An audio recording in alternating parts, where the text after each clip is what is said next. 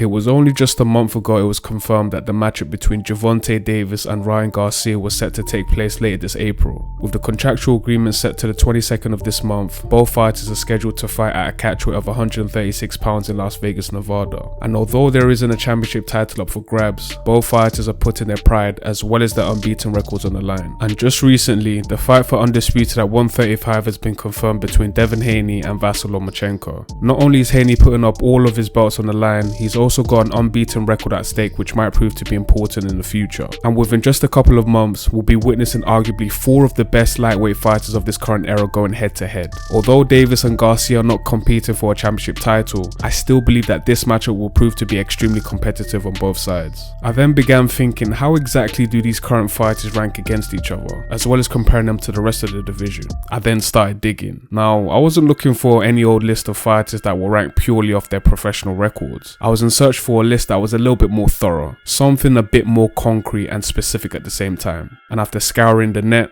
the YouTubes and other online blog posts, I still couldn't find the list I was exactly looking for. Now check this one out. A user on Reddit believed that Teofimo Lopez was ranked as the number 1 fighter in the division, while Tank was ranked at number 3 and Haney just below at number 4. Meanwhile, this YouTuber had Loma at number 1, Gervonta at 4 and Garcia at 7, just right behind Cruz at 6. Now this is far from a good list, and instead of me silently judging from afar, I made my own list. And this wasn't just any old list that was created from my own subjective point of view. And I mean this quite literally, that the entirety of my top lightweight fighters was constructed purely using numbers and statistics. And if you're familiar with this channel, this doesn't really come as a surprise, because when it comes to the numbers, they don't lie. But unfortunately, the numbers don't exactly tell you the entire story.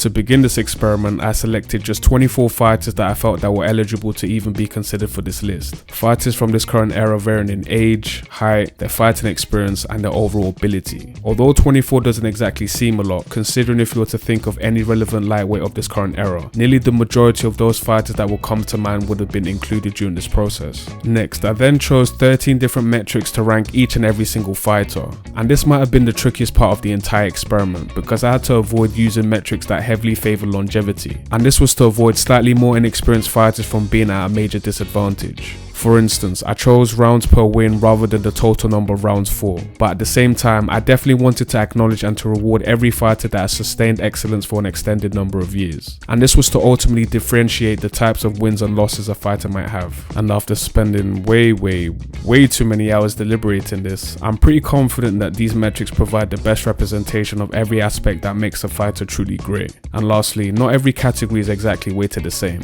Boxing medals, championship wins, unification wins and undisputed wins are weighted slightly heavier than the other categories, since they flipping matter.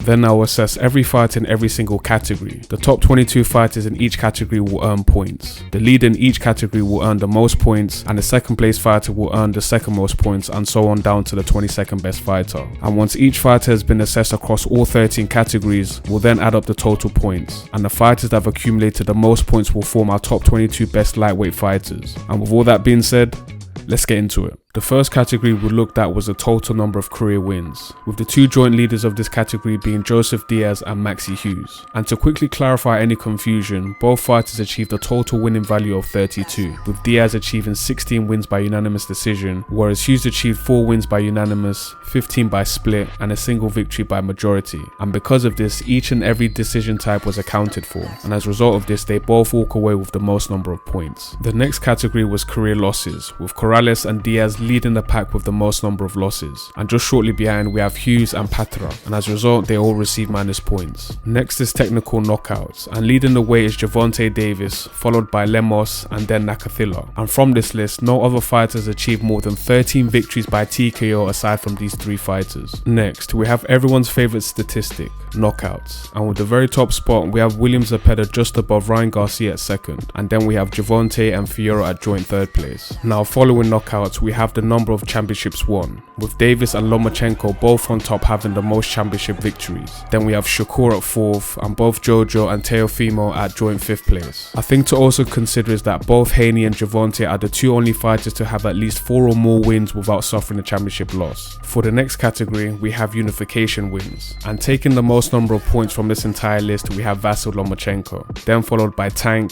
and Shakur at 2nd, then Teofimo and Kambosos at 3rd place. Now swiftly moving on to the next category, we have the number of undisputed wins, and with Devin Haney literally on an entire island on his own, leaves me with no other choice than to award him with the most number of points for this category. Up next, we're now handing out points to the fighters who were not just able to represent themselves alone, but were able to represent their country on an international stage. And Vasyl Lomachenko here is the clear winner by achieving a mind-boggling total of 7 gold medals in his career dating all the way back to 2004. Also bearing in mind that Lomachenko had already won all of his silverware long before his contemporaries had even started their professional fighting careers. It's pretty crazy when you truly think about it. Next, we're now looking at fighters with the lowest total average rounds per win. Unlike the previous category, this one rewards fighters based on their winning efficiency in context to their total rounds for. And on top with a value of 3.37 rounds per win, we have Garry Cully, then followed by Schofield and Garcia. Next up, we have a metric that evaluates how lethal a fighter is within the ring, and this considers the lowest total average rounds per knockout. And unsurprisingly at the top is Ryan Garcia, who has managed to achieve a knockout for every 4.47 rounds he's fought so far. And narrowly missing the margin, Tank lands at the 3rd spot, just being a tick behind Schofield at 2nd. For the next category on this list, we have the total number of rounds per championship win.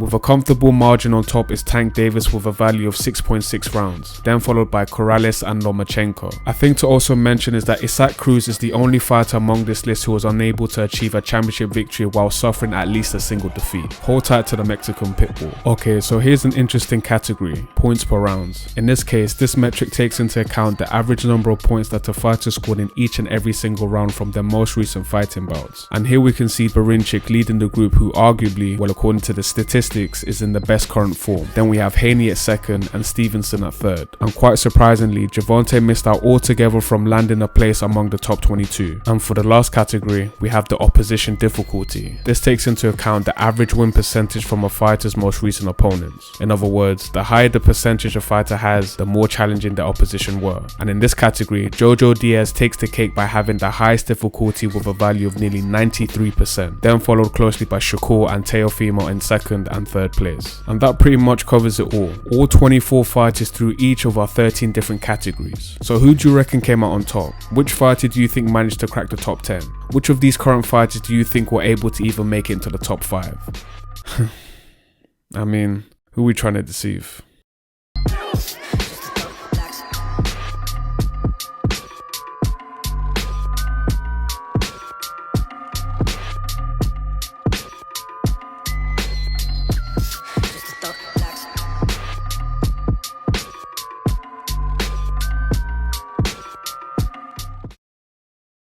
With a total score of 168 points, Gervonta Tank Davis leads the entire group. Davis ended up leading in 3 categories and was top 5 in 5 different categories, and I believe this shows how much of a brute force he is when compared to his contemporaries. Although he leads by 7 just above Haney at 2nd, I wasn't too surprised on the outcome because I believe it could have gone either way. Now let's take a look at the other fighters who managed to land on this list. Our top 5 is made up of Gervonta Davis, Devin Haney, Vasyl Lomachenko, Shakur Stevenson and Teofimo Lopez. Now, is this a perfect top 5? Well, no, because I don't think a list truly exists, but considering the fact that we purely use boxing data and raw numbers to construct this list, I do think we did a pretty good job.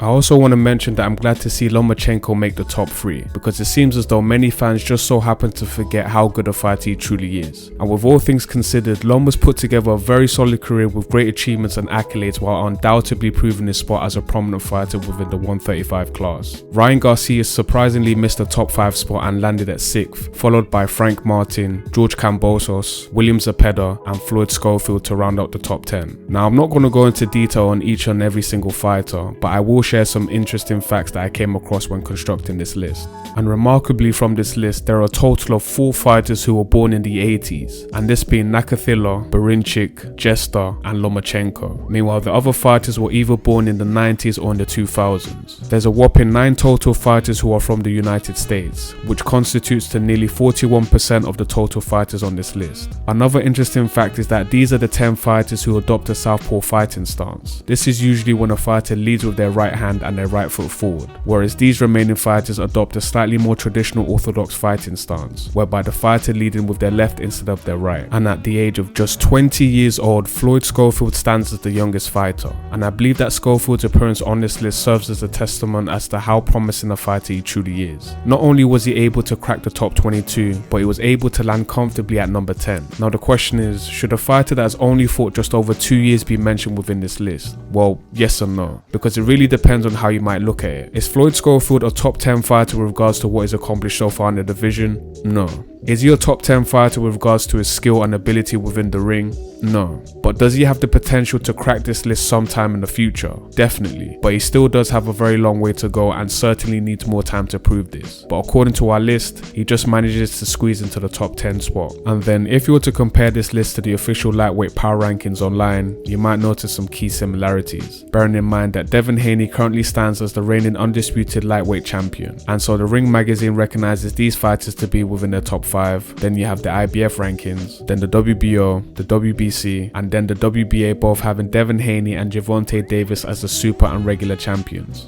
And to be very clear to the viewers with their pitchforks, this list is far from being perfect. Isaac Cruz is too low while Floyd Schofield's too high, and I think there are some explanations for this. For Cruz, he hasn't really had any major competition in context to championships, so essentially his fighting resume deeply lacks championship experience. Bar aside his loss against Gervonta Davis in December of 21 for the WBA title, whereas Schofield has simply not fought nearly as much rounds when compared to his peers, and this plays a major factor. Up until this point, Kid Austin has fought in roughly 47 rounds, which is significantly less than the average of 150 when compared to the other fighters on this list. Therefore, the level of competition he faces seems to be the reason why his fighting averages appear to be inflated. And honorable mentions to both Francesco Patera and Shuichiro Yoshino, who were not able to make the cut by achieving scores of 60 points respectively. Although these two didn't exactly make the cut, I do believe they'll put up a good fight against most of the other fighters despite this. And I think the biggest flaw to just using stats is that numbers alone are unable to recognize the small nuances of a fighter's skill set. I don't think there's a real way to explain Gervonta's ruthlessness within the ring. I also don't think Haney's ability to maintain composure can exactly be measured by using statistics alone. And a basic stat like rounds per knockout fails to describe Ryan Garcia's speed in throwing accurate power punches. And it really goes to show that numbers can only take us so far. And the best thing about this list is that 100% of the entire process was determined by statistics. Literally numbers on the flipping computer screen. And we still came up with a better list than some internet keyboard warriors. Because when it comes to the reality of assessing professional fighters, you either have to rank them according to the eye test or by the numbers. And I like to believe that most boxing fans hopefully do a bit of both. And for the viewers, what do you guys think about this list? Do you agree with it or do you disagree? And who would you personally rank within your top 10? Let me know your thoughts down below in the comments. With all that being said, I appreciate you all for tuning into this video. Make sure to subscribe, and as always,